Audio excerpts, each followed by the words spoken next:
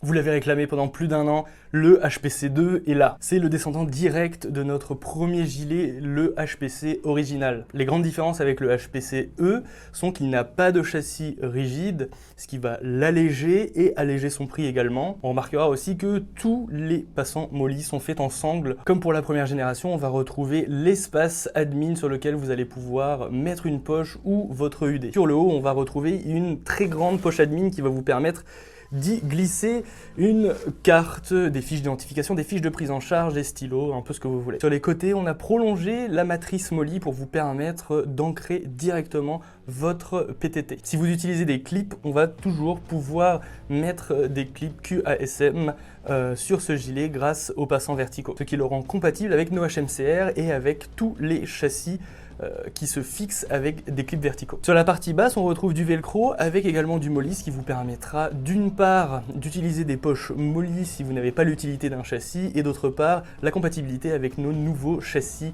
Ace et tous les panneaux avant de marque Crye, Unobtainium, etc. Sur les côtés, on va retrouver l'ancrage pour les tubes de 40 et de 80 mm. À l'avant, les Cummerbund se fixent comme le HPCE. Même si on n'a pas de châssis rigide à l'intérieur, on a créé un insert rigide pour permettre à la languette de se verrouiller et de verrouiller le mouvement vertical du Cummerbund. Les Cummerbund ont été simplifiés, il n'y a pas de passant cousu sur les Cummerbund, mais vous utiliserez la matrice molly et passer à la même manière que notre ceinturon HMB2 directement autour du composite pour pouvoir fixer vos poches avec une grande stabilité. À l'arrière, vous retrouverez l'ADN du HPC1 avec son dos en passant molly, et on a ajouté un espace en velcro molly pour vous permettre d'y fixer vos écussons d'identification dorsaux. Sur les côtés, on retrouve des ancrages zip pour les back panels type Crye, Tasmanian, Direct Action, etc. Le système d'ancrage des Cummerbund est le même que le HPC1, à ceci près que nous avons rigidifié les passants verticaux pour limiter le mouvement vertical à l'arrière, ce qui vous permettra d'utiliser n'importe quel Cummerbund avec un ancrage type squelette comme celui-ci